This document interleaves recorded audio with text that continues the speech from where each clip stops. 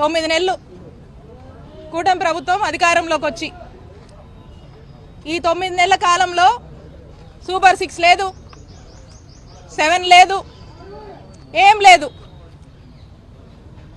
అబద్ధపు హామీలు చెప్పి అధికారంలోకి వచ్చి ఏంటయా 9 నెలల నుంచి కూడా చూస్తున్నాము, ఒకటి కూడా నెరవేర్చట్లేదు, మీరు చెప్పిన హామీలన్నీ కూడా ప్రస్తావనే చేయట్లేదు అని ఎవరైనా ప్రశ్నిస్తే ఏం సాకులు చెప్తున్నారు? ఇదంతా వాళ్ళు ఈరోజు అధికారంలో ఉండి కూడా చేయకపోవడానికి కారణం, చేయలేకపోతున్నందుకు కారణం మా నాయకుడు జగన్మోహన్ రెడ్డి గారని సాకులు చెప్తూ కాలయాపన చేస్తున్నటువంటి విషయం మీ అందరికీ తెలుసు.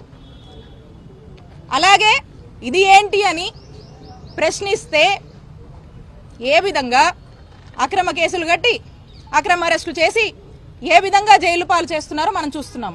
ఈరోజు మా చిలకలూరుపేట నియోజకవర్గానికి సంబంధించినటువంటి YSR Congress party social media activist అయినటువంటి దళిత ముద్దుబిడ్డ మా రాకేష్ని ఏ విధంగా అక్రమ కేసులు పెట్టి జైలుకి ఈడ్చారు అనేది మీరు చూస్తూ ఉన్నారు. దాని గురించి నేను వివరంగా చెప్తా.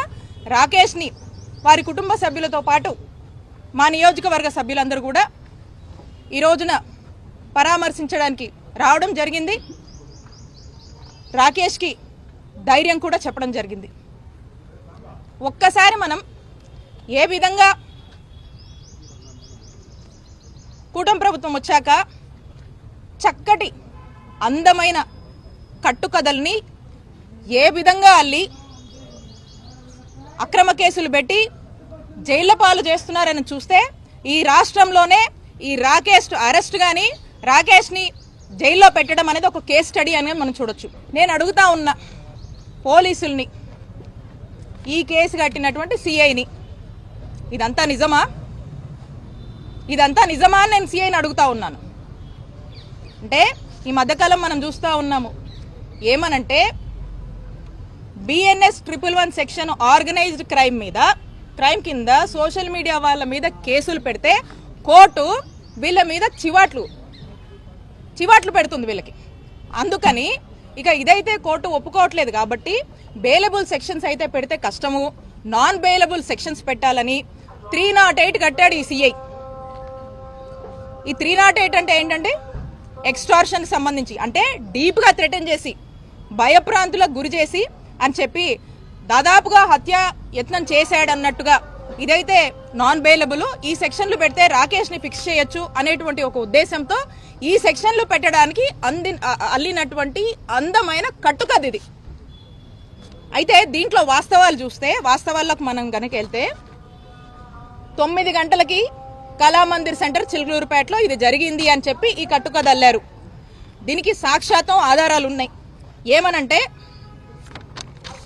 ఈ 9 గంటలకి ఇక్కడ చూడండి, ఈ 9 గంటలకి రాకేష్ అనే వ్యక్తి విజువల్స్, ఇతను గుంటూరు ఇంట్లో ఉన్నాడు. 9 గంటలకి ఇగో సీసీ ఫుటేజ్లో టైమింగ్ కూడా ఉంది చూడండి. 9 గంటలకి గుంటూరులో ఉన్నాడు. 9 గంటలకు గుంటూరులో ఉన్నటువంటి సాక్ష్యాధారాలు ఇవి. అంటే 9 గంటలకు గుంటూరులో ఉన్నాడు, కళామందిర్ సెంటర్కి ఎట్లా రీచ్ అవుతాడు? కళామందిర్ సెంటర్లో ఎలా తేలుతాడు? ఇదే కాదు, ఈ ముందు రోజు లేడు. ఈ కూటమి ప్రభుత్వం ఏర్పడ్డాక 9 నెలల నుంచి తనను రకరకాలుగా హింసిస్తున్నారని చెప్పి ఈ అబ్బాయి బయట ఉంటున్నాడు.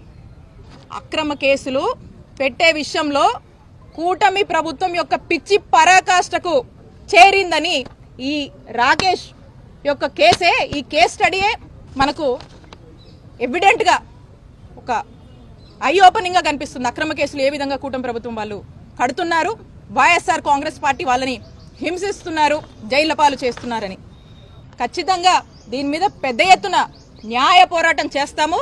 ఖచ్చితంగా ఈ అత్యుత్సాహం చూపించి వాళ్ళ యొక్క మెప్పులు పొంది ఏ విధంగా వాళ్ళ యొక్క రూల్స్ అన్నీ కూడా మర్చిపోయి పోలీసులు వ్యవహరిస్తున్నారో ఖచ్చితంగా మిమ్మల్ని న్యాయస్థానం ముందు ఏదో రోజు నిలబెడతాము. ఖచ్చితంగా చట్టం ముందు మీరు నిలబడి సమాధానం చెప్పుకునేటువంటి రోజు మీకు వస్తుంది. అదే మీకు గుణపాఠం అని తెలియజేస్తున్నాను.